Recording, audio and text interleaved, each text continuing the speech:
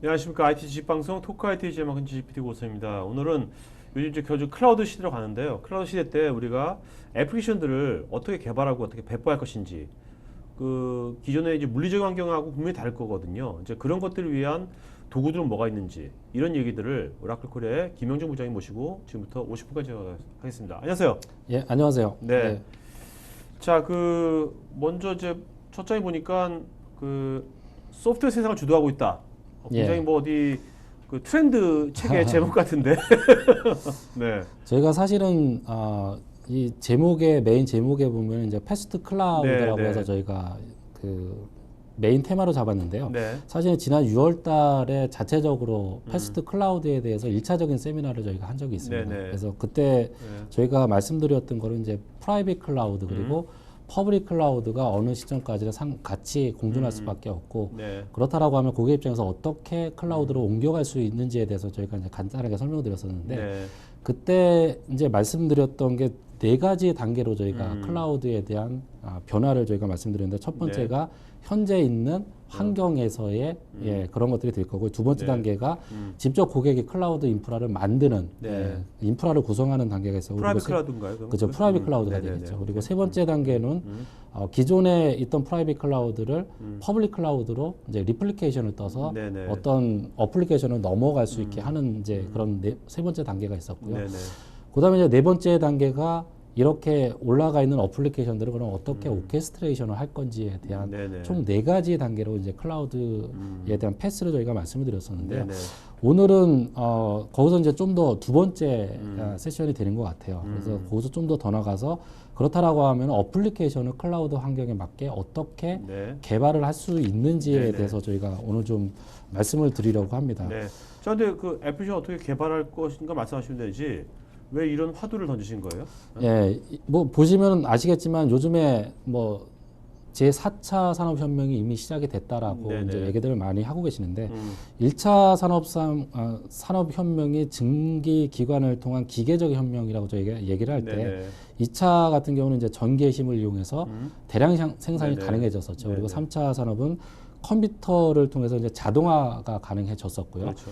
저희가 이제 4차 산업혁명이라고 얘기를 하는 것들이 소프트웨어 파워를 통해서 공장과 제품에 대한 이제 지능화가 네. 이제 이미 진행이 되고 있죠. 그래서 현재 자동차 산업이나 아니면 기계 산업에서 ICT를 이제 접목하는 것들이 상당히 많이 늘어나고 있고요. 네네. 그래서 오늘 제가 말씀드리려고 하는 것이 왜 해야 하는지, 여러분들의 회사가 왜 이런 것들을 받아들여야 하는지, 네네. 그리고 그렇다라고 하면 어떻게 할 수 있고 무엇을 해야 되는지가 이제 좀 구체적인 것들이 좀 필요할 건데 네. 그런 것들은 이제 제가 말씀드리려고 하는데요. 네. 이게 왜에 대해서 먼저 간단하게 말씀드리면은 예전에 이제 비즈니스가 전부 다 리소스를 기반으로 해서 페이퍼워크로 모든 것들이 진행이 됐다라고 하면 요즘에는 네. 이미 온라인화가 돼 있고 전부 다 소프트웨어화가 다 돼 있죠. 네. 뭐 하나의 예로 들게 되면 요즘에 서점 중에 가장 큰 서점이 어디죠?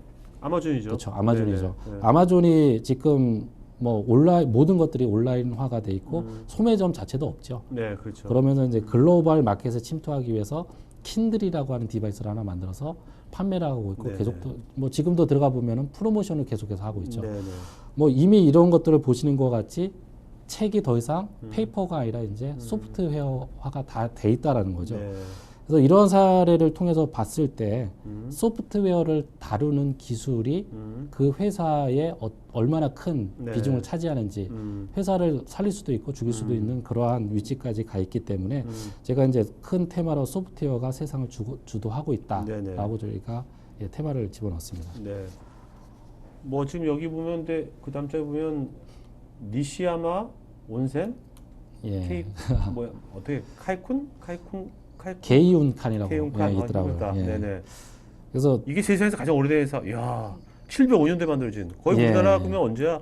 삼국시대 때 만들어진 거네요. 예, 통일신라 뭐 시대 같기도 하고. 네. 발해 시대 뭐 그때쯤 되는 것 같아요. 그래서 네네. 이게 이제 저희가 유네스코 세계 기록에 등재돼 있기 때문에 네네. 이제 세계에서 가장 오래된 야. 호텔입니다. 이 아. 온천에 바로 옆에 있는 호텔인데 이렇게 이제 가장 오래된 회사로 이제 기록이 되고 있는데요. 네.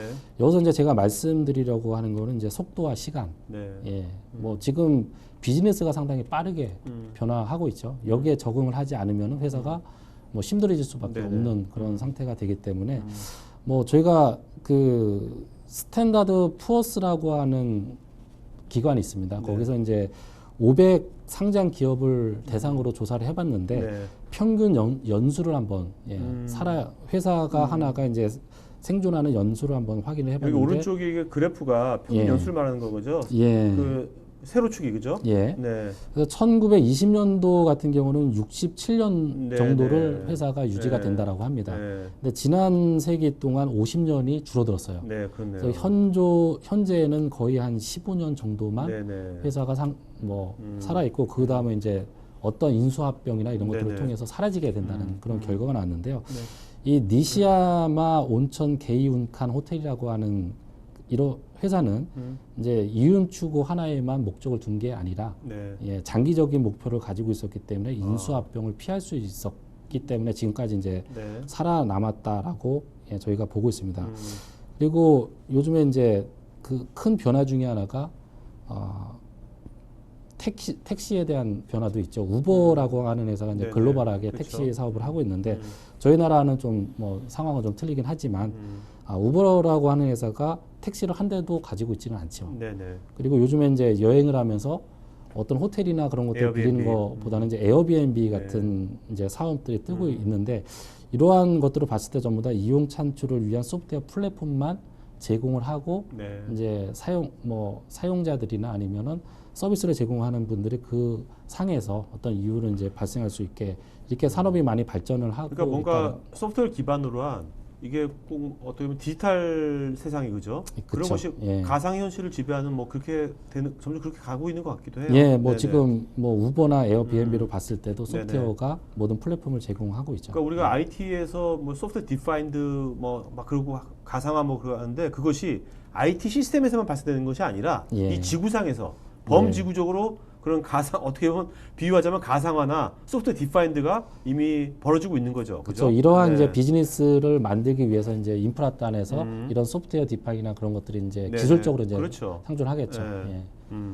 자, 그다음 우리가 이제 이런 뭐 어떻게 보면 이렇게 트렌드 책 읽는 것 같은 내용이지만 그렇죠. 실제로 여기 시청자분들은 이제 IT 그 각 기업의 IT 부서에 담당하시는 분들이지 않습니까? 예.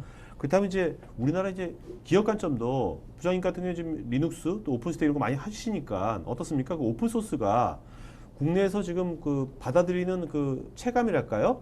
그 기업체에서 예. 어떻습니까? 지금 요즘에 뭐 다 많이들 지금 들어오신 분들도 많이 오픈소스에 대한 것들을 이미 접하고 계시고 네. 사업에 대해서 이미 사용하시는 분들도 있고 그리고 차세대 어플리케이션을 개발하시면서 네네. 이런 것들을 이제 적용하기 위해서 어떤 기술들을 우리가 적용할 수 있는지에서 검토를 하시는 분들이 상당히 많을 네네. 것이라고 보고 있는데요. 네.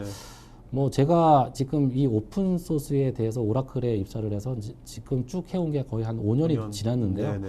뭐 5년 전과 지금을 딱 비교해 본다라고 하면은 체감이 상당히 많이 틀려졌습니다. 예전 네. 같은 경우는 네. 오픈 소스라고 하면은 좀 고객들의 거부감이 큰 대기업에서는 좀 네네. 상당히 컸었죠. 근데 요즘에는 직접 부르셔서 우리가 이러한 비즈니스에 대한 어려움이 있는데 이런 것들을 네. 해결하기 위해서 어떻게 오픈 소스를 접목해서 우리 비즈니스를 좀 더 획기적으로 바꿀 수 있는지에 대한 뭐 그런 컨설팅적인 것들도 많이 있기 때문에 네.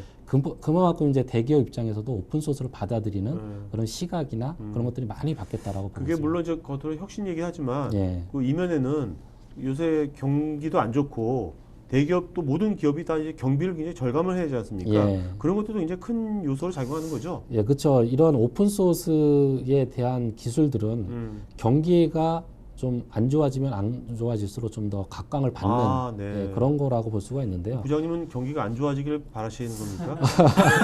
요즘에 좀 문의가 많이 오는 걸로 봐서는 좀 경기가 안 좋은 것 같습니다. 네. 그것도 참 좋은 바로미터네요. 예, 그죠? 척도네. 예. 예, 경기의 지표 하나에 될 수 있겠네요. 예. 자, 우리 지금 이런 이제 여러 가지 이런 것들 다 이제 비용이 많이 들어가는 거죠. 예. 장표에 나오면 그죠? 네. 지금 이게 이제 앞에서 말씀드리는 어떤 혁신 그리고 바꿔야지 어떤 네. 서비스를 계속해서 운영할 수 있다라고 하는 관점에서 봤을 때 네. 그렇다라고 하면 기존에 있던 환경이 네, 어떤 그렇죠. 문제점들을 갖고 있는지에 대해서 이제 네네. 간단하게 이제 네. 저희가 설명을 드린 건데요. 네.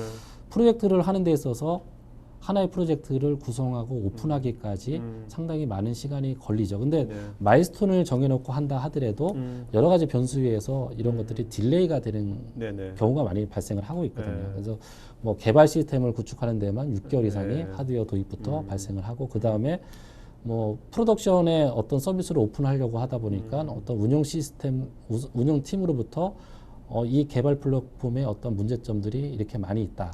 뭐 이런 것들을 또 해결하기 위해서 또 3개월이라고 하는 시간이 네네. 소모가 될 수가 있고요. 그리고 이런 것들을 처리하기 위해서 또 어떤 프로젝트의 프라이어리티에 따라서 모든 것들이 이루어질 수밖에 없지 않습니까? 네네네. 그러다 보니까 내 프로젝트가 프라이어티가 낮으면은 그만큼 처리되는 속도가 느려질 수밖에 없다는 거죠. 이런 네네. 것들이 뭐 보게 되면은 기존의 비즈니스에 있어서 공통적인 문제점이라고 볼 수가 있습니다. 네. 참 이제 이런 것들이 요즘 이제 이 클라우드 네이티브라는 말을 쓰셨는데, 예. 그죠? 이제 어떻게 보면 지금 여기 네 가지 이제 주요 요소들이 이제 어떻게 보면 우리가 꼭 알아야 될 중요한 예. 포인트겠죠, 그죠? 예. 네. 그래서 클라우드 네이티브 하면은 이제 태생 자체가 이제 클라우드 네. 태생이라는 네. 거죠. 네. 기존에는 이제 레가시 형태에서 어플리케이션이 개발이 됐다라고 하면 이제 클라우드 네이티브 상태에서 이런 개발들이 필요할 것 같은데요. 어떤 데브옵스나 애지어 서비스나 이제 네. 마이크로 서비스 그리고 분산 시스템 같은 것들이 뭐 클라우드 네이티브에 속하는 것들인데요. 뭐 한 예로 간단하게 비유를 들자면은 여러분들이 만약에 집에 액자를 하나 건다라고 생각을 해봤을 때 네. 뭐 보통 남자분들 그냥 못부터 바꿔보시는 분들이 많죠. 네네네. 못부터 바꾸고 나서 뭔가 좀 삐딱하다 아니면 뭔가 간격이 네네. 안 맞는 못 빼고 네. 다시 이제 또 그 못을 박는데 네. 이런 것들이 초기에 네. 좀 생각이 좀 계획을 좀 세우셨다라고 하면은 어떤 개발 단계에서 실행 단계까지 같이 어떤 계획을 세우셨다라고 하면은 뭐 좋은 전동도리를 하나 사서 네. 어떤 속도나 그런 것들 딱 맞춰서 적정한 위치에 구멍을 뚫어서 액자를 단다라고 하면은 굳이 이런 것들은 이제 반복할 필요가 없다는 거죠. 네, 그리고 네, 네. 다음에 뭐 이런 동일한 요구가 발생을 했을 때 그 매뉴얼 그대로 예, 실행을 한다라고 하면 좀 더 쉽고 빠르게 네. 할 수 있다라는 거죠. 이런 것들이 이제 보면 어떤 데브옵스 모델에서 개발 단계부터 그리고 운영 네네. 단계가 같이 계획이 된다라고 하면은 기존에 있던 그런 문제점들을 해결할 수 있다는 그런 관점이 있고요. 네. 그래서 근데 마이크로 서비스 있지 않습니까? 예. 우리가 뭐 이걸 일일이 다 지금 하기에는 예. 그럴 것 같고 마이크로 서비스라는 게 지금 어떤 건지 일단 정의 좀 말씀해 주시죠. 마이크로 서비스라고 하면은 기존의 어플리케이션들은 하나의 큰 예, 어플리케이션을 설치해서 사용을 해왔었죠. 네네. 그런 것들을 저희가 얘기할 때 모놀리식 어플리케이션이라고 저희가 얘기를 하는데 이 뭐 큰 하나의 어플리케이션을 전체적으로 설치를 해야지 어플리케이션이 네, 돌아갈 그렇죠. 거고 네. 거기에 이제 해당되는 데이터베이스가 하나가 예, 네네. 존재를 하게 되어 있습니다. 네네. 그리고 기술적으로 봤을 때는 이런 상태나 그런 것들이 이제 프로세서 상 내부에 존재를 하게 되는데요. 네. 이런 것들과 반대적으로 이제 마이크로 서비스라고 하는 거는 최소한의 기능별, 펑션별로 서비스를 나누게 돼 있습니다. 네. 그리고 이렇게 나눠진 것들을 패키지화해서 배포를 네. 할 수 있게 돼 있고요. 이러한 마이크로 서비스들이 서로 상호작용에 의해서 예, 통신을 하게 되어 있는데요.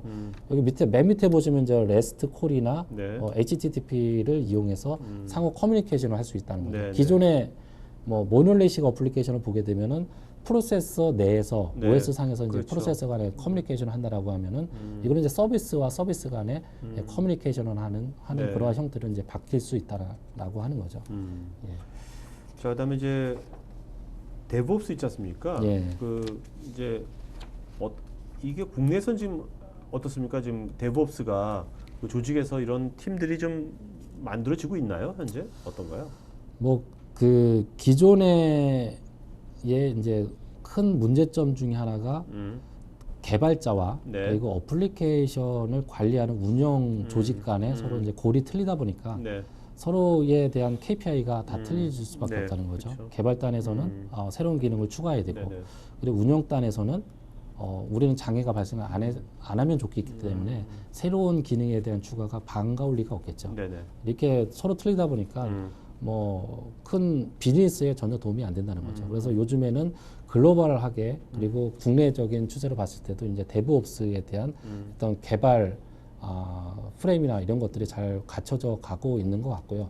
이렇게 데브옵스가 하나의 어떤 트렌드로 자리를 잡게 되면은 좀 더 비즈니스 관점에서 봤을 때는 새로운 기능을 추가하면서 안정성과 그리고 기능을 예, 같이 접목해서 갈 수 있다라고 하는 새로운 골이 생길 수가 있겠죠. 자, 요즘 이제 점점 이제 뭐 리눅스 또 뭐 이따 말했던 오픈 스택, 뭐 더커 다 뭐 오픈 소스지 않습니까? 예. 이제 개발할 필요 없는 거지 않습니까? 예. 오픈 소스 갖다 쓰면 되는 거고 또 클라우드 서비스도 있고 활성화되고 예. 그렇게 됐을 때 그렇기 때문에 결국 이제 디벨로퍼하고 오퍼레이션 운영 쪽이 좀 융합이 되는데 이럴 때 데브옵스 팀이 구성이 돼서 많이 할 것 같은데 운영단에 있는 분들이 좀 더 유리할까요? 그쪽에 그 적응하기 아니면 개발자들이 데브옵스 팀에 적응하는데 유리할까요? 어떻게 생각하십니까 개인적으로? 뭐 데브옵스라고 하는 게 어떻게 했던 그 운영과 개발의 공통된 네. 분야를 가지고 얘기를 하는 건데 네. 뭐 지금 뒤에서도 제가 말씀을 드리겠지만 이러한 오픈 소스에서 제공을 하고 있는 그런 컨테이너 기술이나 이런 것들을 사용해서 어플리케이션을 패키지화해서 배포할 수 있다. 패키지화라고 하는 건 기존에 이제 개발단에서 네네. 예, 많이 어플리케이션 어떤 식으로 배포를 하고 네. 구성을 할 건지에 대해서 많이 했다라고 하면은 네. 요즘에는 이러한 기술들이 오픈소스 기술들이 많이 발전을 하다 보니까 패키지화하는 기술들이 상당히 좀 심플해졌어요. 아, 네. 예, 그러니까 기존에 이제 갖고 있던 깊은 뭐 개발자들이 또 깊이 필요한 분야가 또 따로 있겠지만 네. 요 한 분야만 이러한 패키지 한 분야만 봤을 때는 이런 패키지하는 기술들이 그렇게 많은 기술이 요구를 하는 것은 아니다. 네. 이제 뭐 운영자들도 쉽게 할 수 있는 네네. 그런 기술로 많이 발전을 한 것 같아요. 그러니까 운영자들이 일단 전체 시스템 굴러가는 것에 대한 그 관점은 있는 거니까 예, 갖고 있으니까 예. 또 심플하게 뭔가 그 어떤 것만 코드 작성하면 되는 거니까 예. 운영자들도 데브옵스에 적응하기 이제 쉬워지겠네요. 예, 그죠? 네. 기존보다는 상당히 네, 수월해졌다고 네. 볼 수가 있습니다.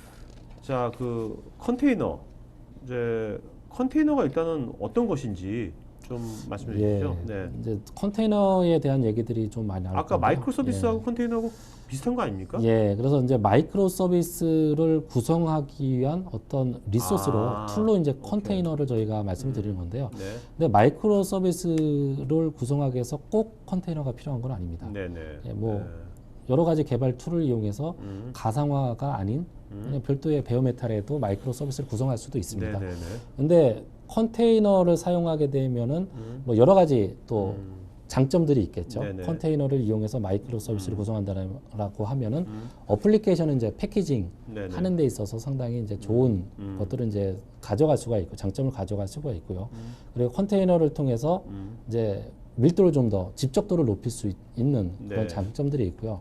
컨테이너가 또 이제 이식성이 상당히 포터블하다라고 하는 장점을 가지고 있죠. 네네. 하나의 구성을 통해서 어디서건 실행을 할 수 있다라고 네네. 하는 장점을 네. 예, 가져가고 있고요. 그리고 컨테이너 자체가 뒤에서 이제 제가 좀 말씀을 드릴 거긴 하지만 컨테이너 자체가 좀 마이크로 서비스에 가깝게 초경량으로 네. 예, 서비스를 구성한다고 하는 그런 장점을 갖고 있습니다. 그렇기 때문에 뭐 컨테이너의 어떤 어플리케이션 마이크로 서비스를 네네. 패키지화해서 배포를 한다라고 하면은 초경량화가 네. 되겠죠. 그러니까 우리가 뭐 SQL이면 SQL, 예. 뭐 MySQL, MySQL, 리눅스면 리눅스 예. 이걸 컨테이너로 딱 만들어 가지고 하면 그걸 누구든지 쉽게 그거를 가져다 다운받아 그냥, 가져가다가 예, 실행만 실행하면 하면 되는 바로 배포도 실행할 바로 수 하면 있는 되는 거예요. 가능합니다. 그렇게. 구태고를 또 만들 필요 없이 그죠? 예. 자, 그러면 이것이 일단 가상화랑 예. 가상화도 비슷한 거 아닌가 하는 생각도 들거든요. 가상 컨테이너랑 뭐가 다른 건지 이거 좀 말씀해 주시죠. 일단. 예, 네. 저희가 이제 그 가상화랑 이제 그 컨테이너랑 좀 혼선을 가지시는 분들이 많아요. 네. 저희가 이제 이러한 모든 서비스를 통칭할 때 또 가상화라는 얘기를 하거든요. 네네. 컨테이너도 가상화의 하나의 종류라고 그렇죠. 보시면 돼요. 네. 근데 저희가 그냥 가상화 딱 하면 예전에 트레디셔널한 하이퍼바이저 기반의 가상화를 많이 이제 생각을 하시는데요. 네. 예전에 이제 어떤 OS나 아니면 베어메탈에 하이퍼바이저를 놓고 하드웨어를 가상화를 했다라고 하면은 하드웨어 리소스를 잘라주는 그런 역할을 네네, 했었죠. 네네. 근데 네. 컨테이너 기술은 하드웨어 리소스를 나눠주는 게 아니라 어? 그 위에서 OS를 OS에 대한 어. 영역을 쪼개주는 거라고 네네네. 보시면 됩니다. 그렇기 때문에 밑에 있는 하드웨어하고는 완전 종속적이지 않은 예, 거네요. 그럼 이제, 완전, 예. 독립적인 거예요, 완전히. 그렇죠. 그렇게 분리를 하면서 OS에 대한 어떤 아이솔레이션을 추구하는 게 네네. 컨테이너라고 보시면 될 것 같아요. 자, 이 컨테이너가 그 아까 앞장 보니까 역사가 있던데 예. 언제 이런 개념이 나온 겁니까? 어우, 유닉스 때부터 나왔네. 컨테이너. 예, 컨테이너가 이제 시작을 된 거는 상당히 오랜 19년도. 예, 네. 79년도에 이미 시작을 했고요. 네. 유닉스가 시작한 게 1960년도부터 시작을 했죠. 그 후에 이제 유닉스 V7이라고 하는데 체인지 루트라고 하는 네. 기능이 탑재가 되면서 이런 개념이 이제 대두가 됐죠. 네네. 체인지 루트, CH 루트 같은 경우는 지금도 리눅스나 유닉스상에서 이제 많이 네. 활용이 되고 있는 기술이긴 합니다. 그리고 요때부터 시작을 해서 뭐 2004년도에 보면은 오라클이 가지고 있는 솔라리스 네. 유닉스 운영체계죠. 거기에 존이라고 하는 기능이 이제 탑재가 됐었고요. 네. 그 다음에 쭉 거실로 올라가게 보면은 리눅스에 이제 획기적인 역할을 했던 게 2007년도죠. 네네. 2007년도에 C 그룹이라고 하는 컨트롤 그룹이라고 하는 게 커널 버전 2.6.24에 커밋을 받았습니다. 네. 커밋이라고 하는 건 이제 소스가 코드가 같이 들어갔다는 거죠. 네네. 이게 어떻게 보면 이제 리눅스에서 컨테이너를 사용할 수 있는 기초적인 역할을 했다라고 보시면 됩니다. 네. 그래서 요게 이제 커널에 들어가면서부터 2008년도에 리눅스 컨테이너 LCX라고 하는 리눅스 네네. 컨테이너가 들어갔고요. 그 다음에 2014년도에 더커, 이제 오늘 많이 네네. 얘기할 더커가 이제 들어갔는데요. 초기에 더커가 시장에 나오면서 좀 문제점들이 좀 있었어요. 그래요? 보안적인 뭐 처음에 이제 프로덕이 만들어지다 보면 아무래도 좀 보완해야 될 것들이 많았었겠죠. 네. 그때 이제 같이 나왔던 게 로켓이라고 하는 게 같이 나오면서 컨테이너 더커에 대한 이제 문제점들을 보완해서 새로운 어떤 더커와 경쟁을 할 수 있는 네. 그런 형태로 나왔는데 지금은 뭐 더커가 그런 문제점들을 많이 극복을 했기 때문에 뭐 지금 상태에서는 기존의 문제점들 굳이 그렇게 고민하실 네네. 필요가 없겠지만 어떻게 보면은 두 개가 어떤 경쟁선 상에서 이제 가고 있다라고 하는데 네. 지금 2015년도에 보면 OCI라고 하는 오픈 컨테이너 이니시에이티브라고 하는 게 발족이 됐습니다. 네. 이게 더커가 보게 되면 생태가 상당히 광범위합니다. 많은 솔루션들이 나오고 있고 그렇죠. 각 벤더마다 네. 이런 것들을 자사 제품에 녹여놓다 보니까 이게 누가 중립적인 역할을 하는 그런 게 좀 필요하겠다라고 해서 리눅스 파운데이션 하에 네. 이제 OCI라고 하는 조직을 만들어서 벤더 뉴트럴하게 어떤 컨테이너에 대한 포맷이나 이런 것들을 통일화하는 그런 작업을 하고 있고요. 네. 예, 뭐 오라클도 당연히 OCI에 네. 2015년에 가입을 했습니다. 자, 이 컨테이너 101은 뭡니까 이거는요? 예, 컨테이너 101이죠. 101. 네. 보통 저희가 101 하면 입문 과정 뭐 그때 맞습니다. 101 예, 하셨어요. 네. 예. 그래서 보통 이제 뭐 어떤 코스를 들을 때 네네, 그렇죠. 코스를 보면 제일 그렇죠. 초급 과정이 네네. 101 과정이에요. 맞아요. 그래서 이제 네. 컨테이너에다 이제 기초를 간단하게 말씀드리겠다고 해서 이제 101로 저희가 넣었는데요. 네네. 뭐 컨테이너는 어떤 런타임 인바이먼트를 패키지화해서 배포를 하는 거라고 아까 말씀드렸는데 이 안에는 실행에 필요한 어플리케이션 네. 그리고 어플리케이션에 필요한 어떤 디펜던시 예, 그리고 필요한 라이브러리들을 하나의 패키지화해서 배포를 하는 게 컨테이너라고 보시면 되는데요. 네네. 이 특징적인 걸 보게 되면 OS, 리눅스 OS 상에서 커널을 같이 공유한다라고 하는 게 이제 네. 특징이라고 보시면 될 것 같아요. 이 컨테이너 그러니까 뭔가 이 변경을 하는 게 아니라 컨테이너가 활성화되면 컨테이너 그냥 대체하면 되는 거죠. 새로운 걸 만들면 되는 거죠, 쉽게. 예, 그렇죠. 저희가 요 용어를 한번 들어보셨을 것 같은데요. 이뮤러블 인프라라고 하는 얘기가 많이 대두가 되고 있습니다. 네. 뭐 기존의 업그레이드 시스템을 업그레이드한다, OS를 업그레이드한다라고 했을 때 기존에 돌고 있는 OS에 네. 어떤 변화를 가하죠. 그렇죠. 예, 변화를 가해서 새로운 어플리케이션을 버전 업을 한다든가. 네네. 근데 그런 데서의 문제점들이 롤백이 힘들다는 거. 어떤 업그레이드를 우리는 새로운 맞아요, 기능을 추가해서 했는데 장애가 하고 나서 갑자기 후회하죠. 하지 말 걸. 씨. 근데 예, 그러면서 이제 어떻게 또 돌아갈 수 있냐. 네네. 예, 그런 것들이 이제 그 심각한 문제로 대두되다 보니까 이뮤러블 이제 인프라라고 하는 것들이 대두가 되면서 네. 어떠한 업그레이드가 필요할 때 네. 기존의 것들을 그대로 보존하면서 새로운 버전으로 새로운 컨테이너를 예, 새로운 어떤 인프라를 더 해서 가겠다라고 하는 측면에서 이런 것들이 대두가 됐고요. 그냥 컨테이너 쉽게 이거를 딱 대체할 수 있으니까요. 예, 네. 그러다 보니까 이제 버전 관리도 쉬워지겠죠. 네네. 그리고 문제가 생겼을 때 기존 걸로 그냥 돌리면 되니까 쉬워지고. 예, 롤백이 상당히 가능하겠죠. 네네. 예, 이런 것들을 이제 하기 위해서는 조건이 좀 몇 가지가 있는데요. 네.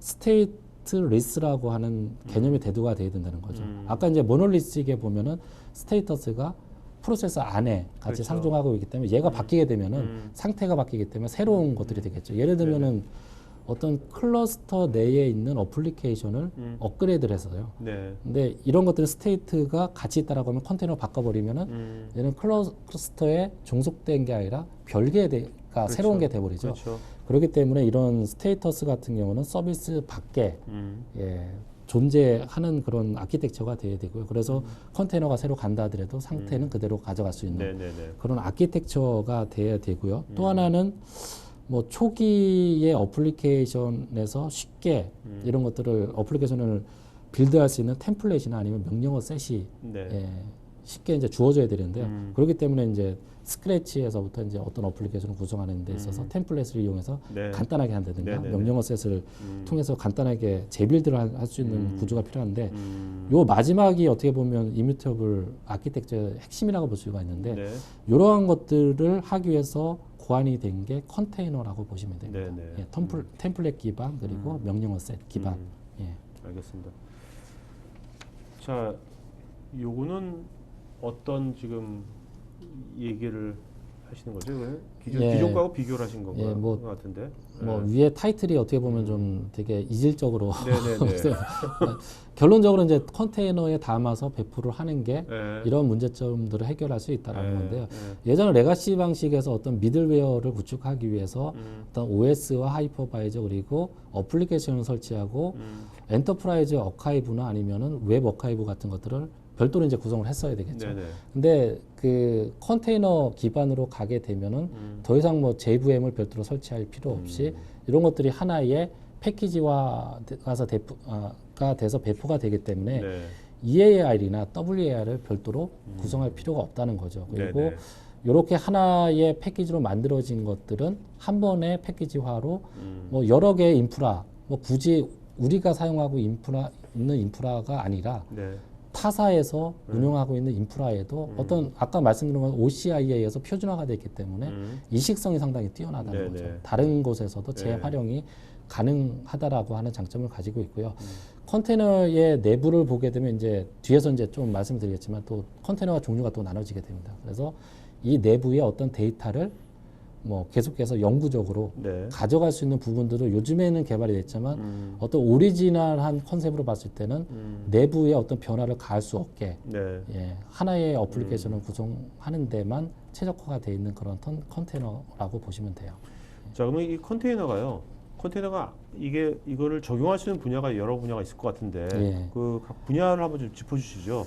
네. 저희가 이제 크게 봤을 때 네 가지의 유즈 케이스를 볼 수가 있는데요. 어플리케이션을 패키징화해서 배포할 수 있는 분야. 개발하시는 분 입장에서는 상당히 네. 유용하겠죠. 기존에 CD 기반의 배포가 됐다라고 하면 이제는 이러한 템플릿 기반으로 네네. 배포를 할 수 있는 게 하나가 네. 있을 거고요. 그리고 이제 인프라에 대한 통합도 어떻게 보면은 여러분들이 지금 당장 어떤 활용할 수 있는 부분이 될 수가 있을 것 같은데요. 기존의 가상화를 통해서 이런 컨솔리데이션을 했다라고 하면은 가상화는 하이퍼바이저 레이어를 별도로 갖고 있기 때문에 보통 저희가 얘기할 때 5에서 한 10% 정도의 오버헤드를 가지고 있다라고 얘기를 하는데 이 컨테이너 기술은 네이티브 OS를 그대로 가져다 쓰는 거기 때문에 오버헤드가 없습니다. 네. 그러다 보니까 하드웨어에 대한 리소스를 100% 그대로 가져다 쓸 수 있다는 거죠. 그래서 하드웨어에 대한 활용률을 극대화시킬 수 있다는 게 있고요. 그리고 연속적 통합, 뭐 저희가 얘기할 때는 CI라고 Continuous Integration이라고 하는 용어를 많이 쓰고 있는데요. 예전에는 어떤 어플리케이션을 개발할 때 큰 어플리케이션의 개발이 다 완료가 돼야지만 그다음에 퀄리티 컨트롤이라고 하는 그렇죠. 걸 통해서 네네. 이제 하게 되는데 이러한 컨테이너 기술을 쓰게 되면 아까 마이크로 서비스 얘기를 했었죠. 네네네. 자그마한 서비스가 완료가 될 때마다 이런 퀄리티에 대한 컨트롤을 할 수가 있기 때문에 네네. 뭐 고객 입장에서 보면 소프트웨어에 대한 질적 향상을 가져갈 수도 있고요. 그리고 배포 시간을 단축시킬 수 있다라고 하는 그런 장점을 가질 수가 있죠. 그래서 CI도 상당히 네네. 중요한 유즈 케이스 중에 하나가 될 수가 있고요. 또 그리고 뭐 프라이빗으로 여러분들의 인프라를 구축하시려고 하시는 분들도 있죠. 그런 측면에서 본다면은 do it yourself. 그래서 뭐 파스에 대한 것들을 뭐 우리 회사에 내가 구축을 하겠다. 라고 하면 이런 기술을 가져다가 파스 서비스를 실제적으로 구축을 할 수도 있다라는 거죠. 네. 예.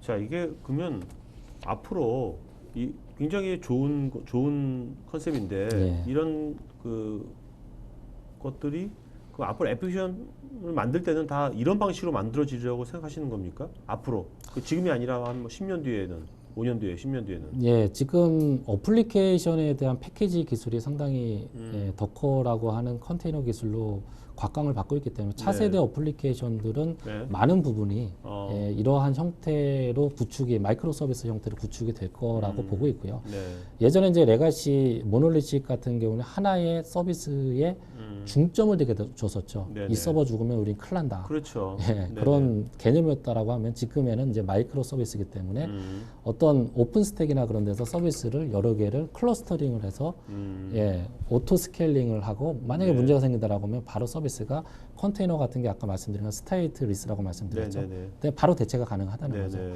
뭐 이런 아키텍처를 추구하는 뭐 미래의 차세대 어플리케이션에서는 이런 형태의 예, 어플리케이션이 개발로 많이 활용이 될 것이라고 보고 있습니다. 네. 그 앞으로 이제 다양한 이제 애플리케이션을 개발하는 회사들은 예. 이런 덕커 개념들을 지금도 많이 숙지를 하고 있어야 되겠네요. 예, 그렇죠. 네. 그래서 어떠한 형태의 덕커가 있고 우리가 추세를 잘 봐야겠네요. 예, 어떤 기술을 가져다 쓸 수 네, 있는지도 네. 상당히 중요하겠죠. 그렇죠. 네. 어떻게 보면 이렇게 되면 이것이 잘만 되면 국내 소프트웨어 개발 회사가 해외로 진출하기 쉽지 않지 않습니까? 예, 이런 세상이 되면 덕커 만들어가지고 그냥 올려버리면 이것도 뭐 올리는 뭐 장소가 있을 거 아닙니까? 맞습니다. 공유한 데가. 예. 그런 것도 어떤 국내 회사들한테 나중에 기회도 될 수도 있을 것 같아요. 그렇죠. 뭐 국내 회사에서 말씀하신 것처럼 소프트웨어를 개발해서 해외까지 유통하기에는 그럼요. 뭐 상당히 네네. 많은 언어적인 장벽도 있고 많은 절차가 필요한데 네. 뭐 이렇게 이제 모든 것들이 클라우드화가 되고 그리고 어떤 특정 장소에 이런 어플리케이션에 대한 패키지들이 모일 수 있는 장소가 있다 보니까 네네. 그쪽에 올려놓게 되면은 아무래도 전 세계에 있는 그렇죠. 사용자들이 쉽게 접할 수 네네. 있고 내가 필요한 것들을 바로 갖다가 실행을 통해서 검증을 할 수가 있는 거죠. 이게 우리 회사 서비스에 맞다라고 네. 뭐 검증이 바로 된다라고 하면 바로 이제 구매로 이루어질 수 있는 그런 형태가 되기 때문에 이런 것들은 이제 소프트웨어를 딜리버리하는 데 있어서 상당히 획기적인 예, 방안이라고 볼 수가 있습니다. 네. 자, 우리가 이제 이 컨테이너 두 가지 종류가 있나 보죠. 시스템 기반의 컨테이너하고 애플리케이션 기반 예. 쪽에. 오라클이 보는 입장에서는 이런 이제 컨테이너 기술이 크게 두 가지로 저희는 보고 있고요. 네. 하나는 이제 아까 연도별로 봤을 때 리눅스 뭐 리눅스 컨테이너가 하나 있었고요. 네네. 그다음에 그 후에 나온 게 이제 네. 더커라고 하는 컨테이너가 네네. 있는데 네. LXC를 저희가 얘기할 때는 시스템 기반의 컨테이너라고 얘기를 합니다. 그리고 더커는 저희가 얘기할 때 어플리케이션 기반의 컨테이너라고 얘기를 하는데요. 네네. 이게 이제 뒷장에 넘어가 보게 되면 이제 좀 더 기술적으로 그럼 LXC라고 하는 게 어떤 기술이고 어떤 때 활용을 해야 되는 건지 그리고 그 뒤에 이제 나올 이제 더커는 또 어떤 네네. 특징을 갖고 있기 때문에 어떨 때 활용을 해야 되는지 활용도가 좀 예, 틀리다라고 보면 될 것 같아요. 그래서 LXC 같은 경우는 시스템 컨테이너는 저희가 이제 쉽게 이제 설명을 드리면은 기존에 가상 머신을 요청해서 쓰시는 경우가 많이 있었죠. 네네. 가상 머신을 요청해서 쓴다라고 하면은 OS에 대한 기능 거의 풀리 예, 쓰실 수가 있습니다. 네네. 그 안에 들어가서 내가 리눅스 커맨드를 다 치실 수가 있고 그렇죠. 필요한 패키지는 또 다 설치를 하실 수가 있겠죠.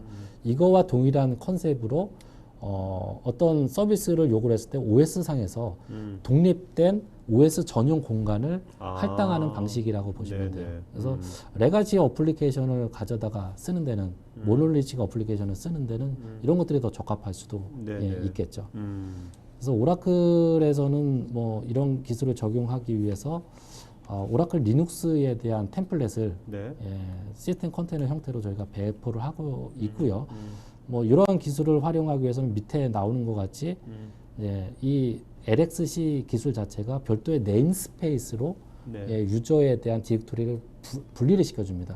그래서 유저가 갖고 있는 루트 디렉토리가 다 하나의 큰 OS 상에서 보면은 서브 디렉토리로 네, 보여질 수는 있지만 유저가 로그인을 한 상태에서는 네임스페이스가 분리가 됐기 때문에 내가 가지고 있는 루트와 다른 사람이 갖고 있는 루트가 서로 틀리게 보인다는 네네. 거죠. 예, 네. 그런 것들은 이제 OS에 있는 시스템 컨테이너가 이런 역할을 해주고요. 그리고 음. 네트워크 디바이스에 대해서도 별도로 이제 할당을 해주게 돼 있고요. 네. 그러다 보니까 IP도 네. 독자적으로 가지고 갈 수 있는 예, 그러한 형태로 제공이 되고 있습니다. 네. 자, 요거를 쓰려면은 뭐가 필요한 겁니까? 뭐 상당히 심플하게 저희가 스텝을 나열을 하고 있는데요.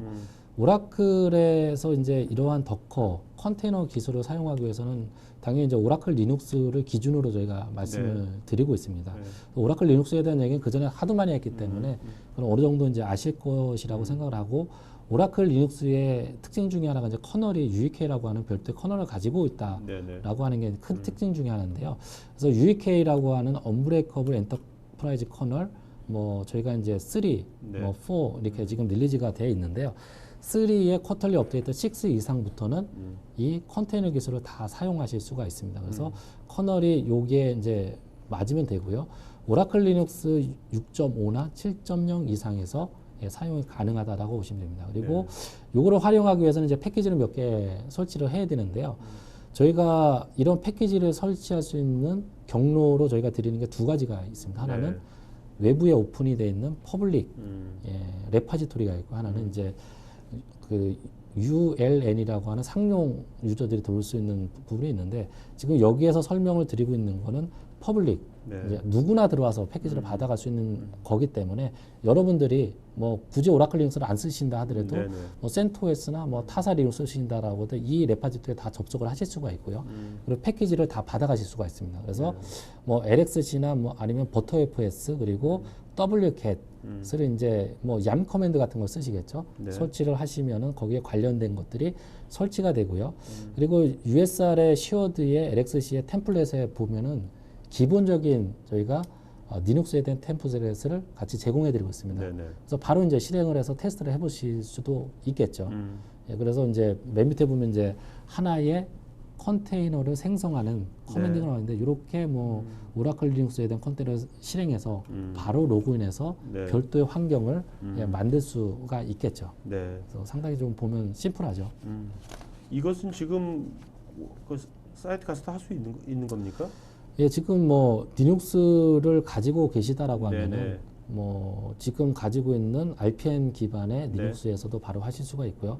그리고 오라클이 또 오라클 리눅스를 이제 무상으로 배포를 하고 있기 때문에 오라클 리눅스를 다운로드 받으셔서 뭐 설치를 하신다라고 하면 바로 이렇게 컨테이너를 실행하실 수가 있습니다. 이게 뭐 OS만 설치되어 있다라고 하면 커맨드 몇 개만 날리면 바로 컨테이너가 러닝이 되기 때문에 뭐 한 모르시는 분도 한 30분, 1시간이면은 하나 구동할 수 있지 않을까 싶네요. 예.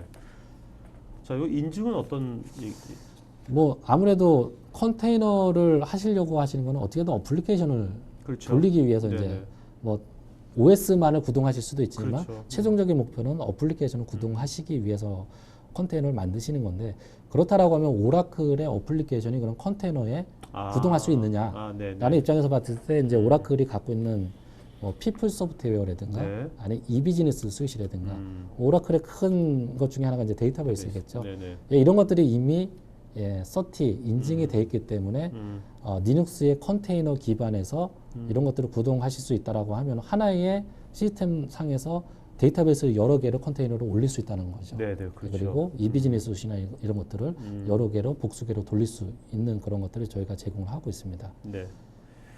자, 이제 더커 얘기 좀 할까요? 그래서 앞에 나와 있는 시스템 컨테이너는 어떤 그 대형의 모놀리식 어플리케이션을 구동하기에 좀 더 적합하다고 저는 예, 판단을 하고 있고요. 그리고 여러분들이 원하는 뭐든 갖다가 트레디셔널한 형태로 설치를 하실 수가 있다라고 보시면 돼요. 근데 지금 말씀드리는 더커는 거기서 좀 더 마이크로 서비스에 가깝게 세분화가 되는 거네요. 하나의 전용 어플리케이션을 돌리기에 적합하고요. 그리고 앞에의 컨테이너는 뭔가 내가 변경을 가할 수가 있었잖아요. 설치를 할 수가 있고 뭔가 할 수가 있었다라고 하면, 더커는 패키지화가 돼서 배포가 되면은 그 내부를 뭔가 변경을 가하기가 좀 힘든, 대체해버려야 되죠. 예, 대체의 이뮤러블 아까 이제 인프라를 말씀드렸는데 그런 거에 이제 좀 더 가까운 형태로 예, 배포가 되는 게 더커라고 보시면 되는데요. 더커는 현재 뭐 많은 벤더에서 이미 예, 접목을 하고 있고요. 뭐 크게 보면은 마이크로소프트, 네. 구글, 아마존, 오라클, VM웨어, 뭐 레드 같은 데서 이제 많이 하고 있는데 오라클도 요번에 이제 오픈월드 16을 이제 네, 저희가 발표를 하면서 거기에 나온 용어 중에 하나가 컨테이너 클라우드라고 하는 게 하나가 추가됐습니다. 네. 기존에는 이제 클라우드라고 하면은 아무래도 하이퍼 기반의 베어메타 하이퍼 기반의 어떤 가상화에 기반을 두고 클라우드가 많이 발전을 했다라고 하면은 지금서부터는 이제 이러한 컨테이너 기술을 활용해서 이제 서비스를 이제 마이크로 서비스 형태로 클라우드에서도 제공을 하겠다라고 네. 하는 게 요즘의 대세이기 때문에 오라클도 이러한 더커 기술을 이용해서 컨테이너 기술을 많이 접목을 하고 있습니다. 네. 이제 더커를 보게 되면 이제 크게 뭐 엔진 부분, 네. 예, 엔진 부분은 이제 각 밴더에서 다 제공을 하고 있겠죠. 그래서 모든 그 워크로드를 이제 캡슐화하는 게 이제 엔진의 주 목표고요. 그리고 초경량화를 시킬 수 있다라는 게 있고요. 또 중요하게 이제 이식성이 되게 좋기 때문에 다른 타사에서도 쉽게 네. 구동을 할 수 있다라고 하는 거고요. 그리고 환경적인 측면에서 봤을 때는 뭐 어떻게 보면 이러한 표준화를 통해서 일관적인 어떤 것들을 제공할 수 있다는 거죠. 그래서 개발 환경과 네. 그리고 QA 환경 그리고 프로덕션 환경이 동일해질 수밖에 없겠죠. 네네. 기존에는 뭐가 틀리다 보다 보니까 이제 프로덕션 가서 장애가 나는 경우가 상당히 많았었는데 이런 표준화된 어플리케이션 컨테이너를 사용하면 이런 모든 프로세서들이 동일한 환경에서 검증이 되고 네. 개발이 될 수 있다라고 하는 장점을 가지고 있고요. 또 멀티 플랫폼을 저희가 제공을 하고 있죠. 뭐 하나의 뭐 더커 엔진이 요즘에 리눅스가 상당히 많지 않습니까? 네네. 예, RPM 베이스도 있고 네네. 뭐 데비안 베이스도 여러 가지가 있는데 거기에서 공통적으로 운영이 될 수가 있기 때문에 멀티 플랫폼을 저희가 제공하고 있고요. 그리고 뭐 배포도 상당히 심플하게 할 수 있는 그런 장점들을 가지고 있죠. 네. 예. 자, 이거 관련된 어떤 그 리퀘어먼트 같은데. 뭐 이것도 이제 앞에서 컨테이너가 말씀드린 것처럼 여러분들이 실제로 하시려고 하면은 뭐 최소한 요 정도는 알아야지. 네. 요 웹캐스트가 끝나고 나서 네. 요 이제 웨비나가 끝나고 나서 여러분들이 한번 해보실 건데 도커를 이제 구동하기 위해서는 이제 리눅스 버전 6이나 7 정도가 필요할 거고요. 그리고 네. 아까 말씀드린 것처럼 커널은 UEK 커널 릴리즈 3가 뭐 당연히 이제 뭐 리눅스 6나 7을 설치하면은 UEK라고 하는 커널이 3가 자동으로 설치가 될 겁니다. 네네. 그래서 확인만 하시면 될 것 같고요. 그다음에 이제 더커에 대한 패키지를 이제 받아와야 되겠죠. 엔진을 설치를 해야 되겠죠. 그래서 아까 드릴 때 이제 퍼블릭 야미라고 하는 걸 오라클이 이제 오픈을 하고 있다고 말씀드렸는데요. 오라클 리눅스를 설치하게 되면 요 퍼블릭 야미 자동으로 설정이 돼 있습니다. 네. 그래서 ETC에 뭐 레포.점 뭐 뒤쪽에 가보시면은 레파지토리에 대한 환경 설정 파일들이 있는데 거기에 이제 퍼블릭 얌에 대한 설정 파일이 하나 있습니다. 거기에 들어가셔서 애드온 채널 하나 이네이블 시켜주면 됩니다. 아마 이게 이네이블이 안 돼 있을 거예요. 네. 그래서 요거를 이네이블 시켜주게 되면 자동으로 이제 다운로드를 받게 돼 있고요. 좀 더 뭐 자세한 것들을 이제 뭐 커맨드 라인이라든가 그런 것들을 보기 위해서는 이제 오라클에서 제공하는 문서를 보시면 좀 편하실 것 같고요. 네. 자, 이게 아까 이제 데브옵스 얘기할 때 운전자도 쉽게 이거를 뭐 패킹을 만들 수 있다고 그랬지 않습니까? 네. 그걸 한번 얘기 좀 해주시죠. 얼마나 쉬운지. 예, 뭐 보여주시죠. 요게 네. 나오는 건 이제 엔진을 설치하는 간단한 방법이 나왔고요. 그래서 이 암 인스톨, 더커 엔진 설치하시고 더커 스타트 하시면 더커 엔진이 실행이 될 거고요. 네네. 그다음에 필요한 뭐 그 어플리케이션을 돌릴 수가 있겠죠. 네네.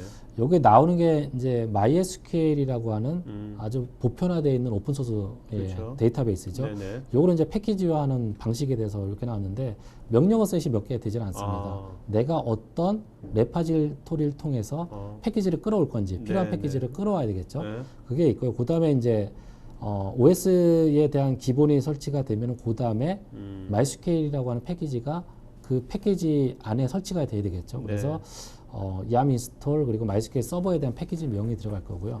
그다음에 이제 어디에서 이 더커 엔진을 실행할 건지에 대한 볼륨이 나올 거고 그 다음에 나오는 게 이제 어떤 포트를 네. 뭐 서비스 포트겠죠.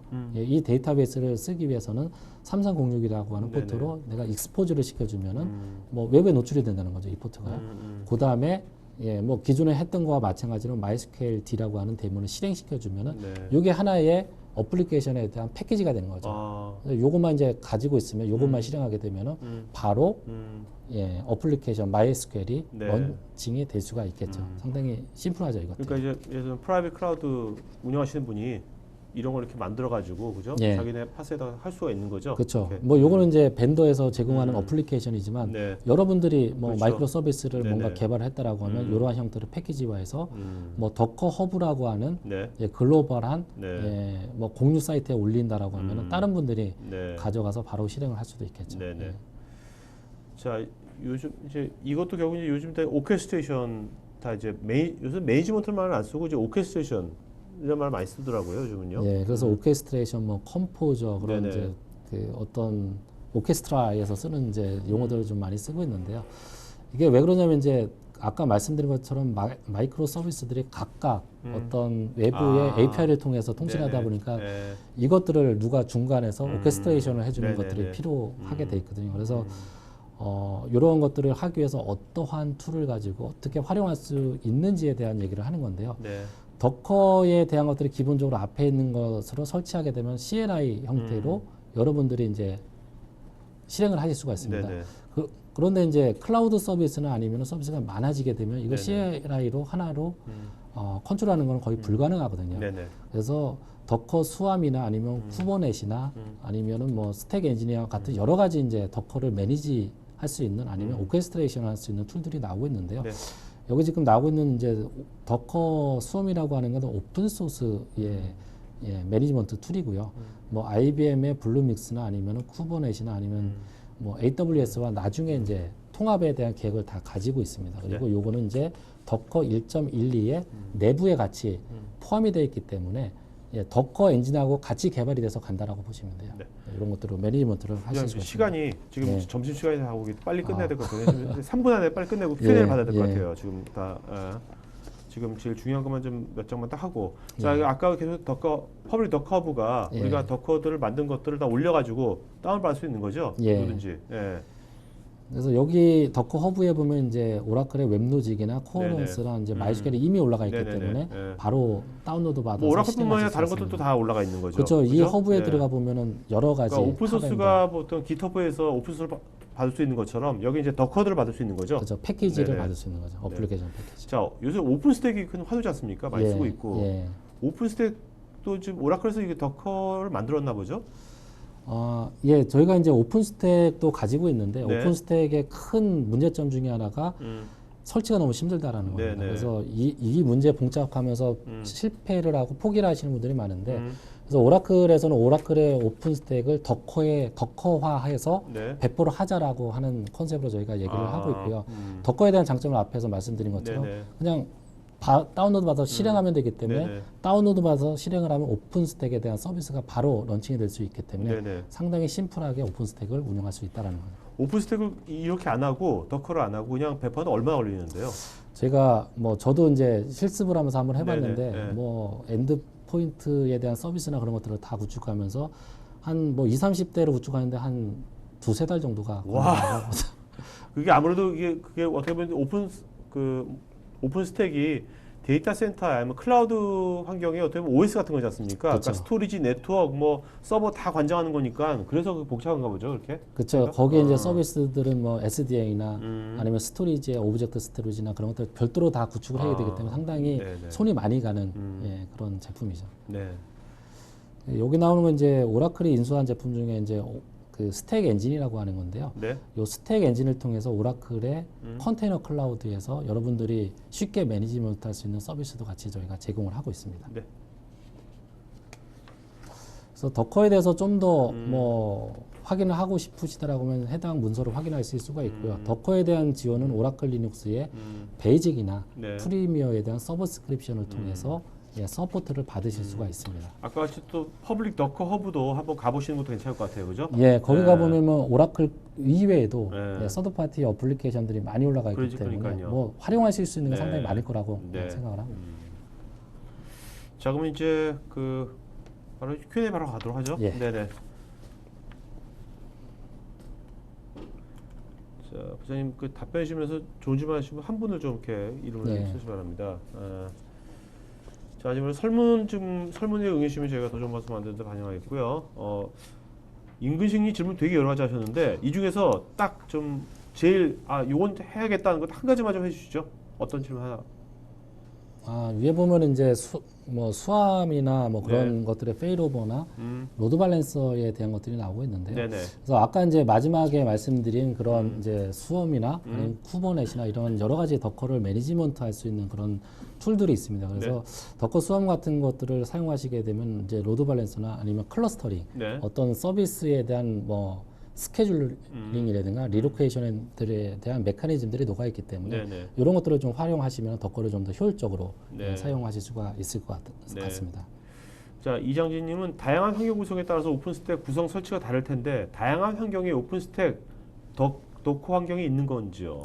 그래서 요 이제 오픈스택에 대한 임플리멘테이션에 대해서 좀 전에 뭐 말씀을 드렸었는데 각 벤더마다 오픈스택을 구성할 수 있는 디플로이하는 그런 툴들은 다 틀립니다. 네네. 그래서 어떤 데서는 뭐 데브 스택을 쓰는 데도 있고요, 네. 어떤 데는 팩 스택을 쓰는 데가 있고 퓨엘이라고 하는 걸 쓰는 데가 있는데 네. 오라클은 그 중에 이제 더커 라이즈화를 통해서 이제 콜라라고 하는 프로젝트를 통해서 네. 오픈스택에 대한 서비스를 더커로 이제 배포를 하기 때문에 네. 이러한 형태로 배포를 하는 거는 이제 오라클이 아마 지금 현재로서는 유리할 것 같고요. 커머셜하게 네. 배포하는 네네. 거는. 그래서 네. 더커 형태의 이런 것들을 확인해 보고 싶으시면은 오라클에서 배포를 하고 있는 오픈스택을 다운로드 네. 받으셔서 활용하시면 네네. 쉽게 더커 형태로 배포를 하실 수가 있습니다. 네네.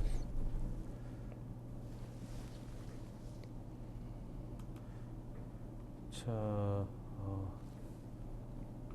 자, 그건 박현주님께서 예. 컨테이너 간 HA 구성은 로드 밸런서에 등록해서 사용하면 되는 건지요?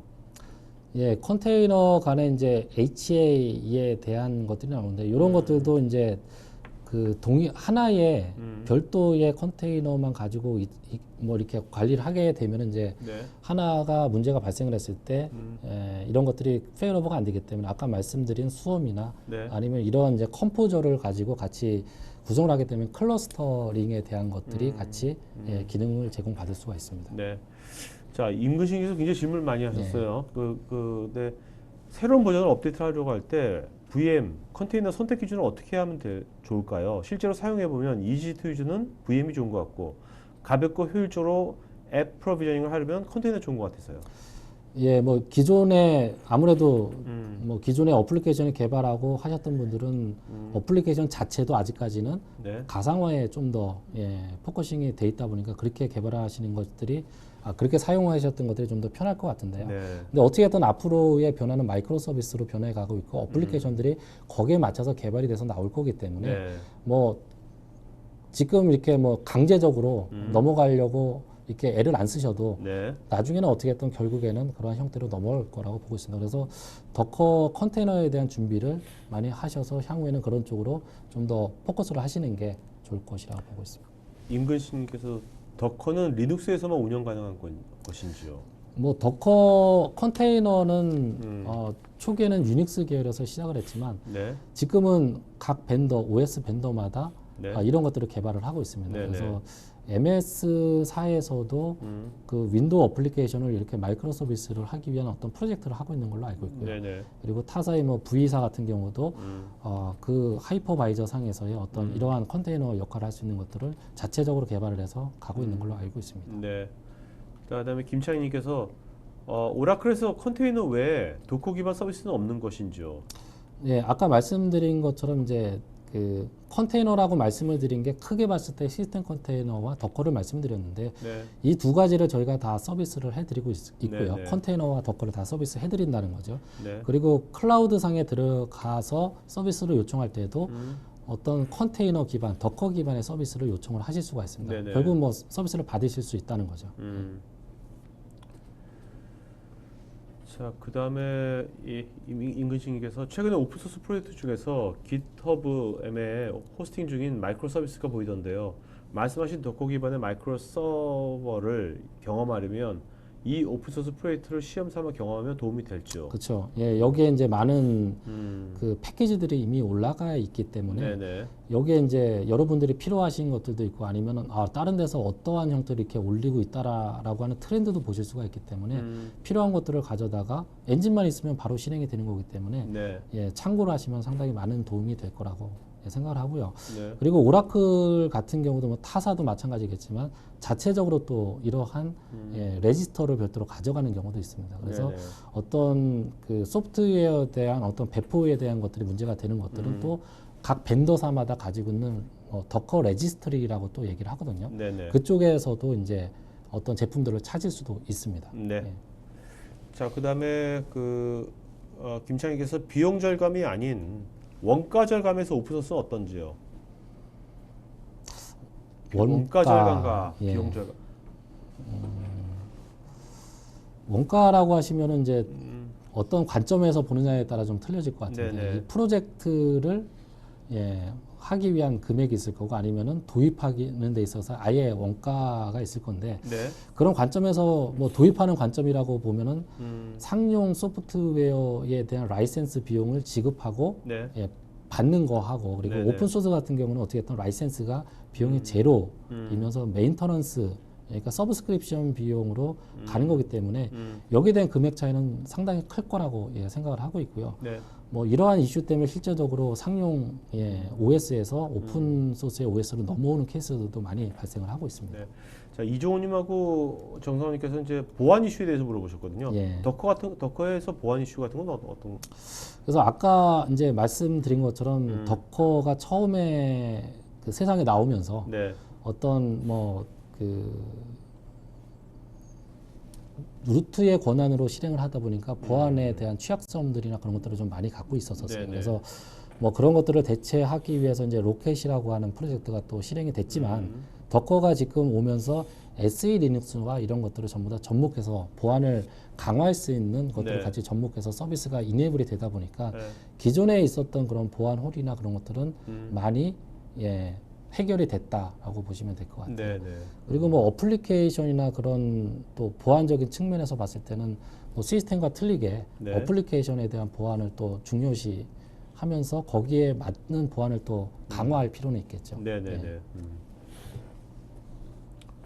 앞으로는 그 마이크로 서비스 당으로 뭔가 그 개개별로 뭔가 보안 쪽이 뭔가 이렇게 더 같이 거기도 뭐가 들어갈 것 같기도 하고. 네, 저도 이제 보안에 대해서 많은 관심을 네, 갖고 네. 있고요. 모든 것들이 이제 그 인터넷으로 연결이 되다 보니까 한 곳이 뚫리게 되면 그렇죠. 모든 데이터가 다 빠져나갈 수밖에 네, 네. 없거든요. 네. 그래서 앞으로 뭐 저희가 얘기하고 있는 이제 클라우드가 프라이빗 클라우드 있고 퍼블릭 클라우드 있지만 네. 이런 것에 이제 제일 중요한 포인트로 들어올 수 있는 게 보안이 가장 큰 예, 이슈로 이제 대두가 되지 않을까라는 생각을 합니다. 네. 예.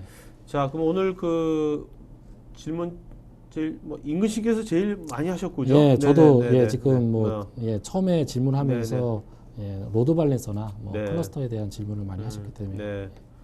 이분은 거의 이 방송을 거의 기다리신 것 같아요. 미리 질문을 작성해 놓고 네. 하신 것 같습니다. 알겠습니다. 네. 자, 인근 씨, 저희 스태프는요, 그 오늘 게스트이신 그 김영주 부장님 그 이메일 어드레스 댓글창에 써주시고요.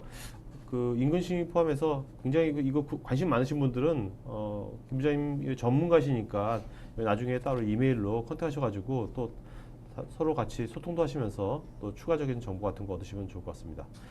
자, 그 인근 씨님께서는요, 저희 스태프 이메일 주소로 본인 이름, 주소, 핸드폰 이메일 보내시면 저희가 USB 스피커 보내드리도록 하겠습니다. 자, 그러면 그 설문 마저 해주시고요. 여러분 점심 제가 좀 더 일찍 끝내려고 했는데 좀 늦었습니다. 다음부터 저희가 만약에 11시 하는 방송 있으면 무조건 제가 11시 50분에 무조건 딱 끝내도록 하겠습니다. 네, Q&A 합쳐가지고. 네. 자, 점심 잘 드시고 이걸 마치도록 하겠습니다. 고맙습니다. 예, 고맙습니다. 네, 네.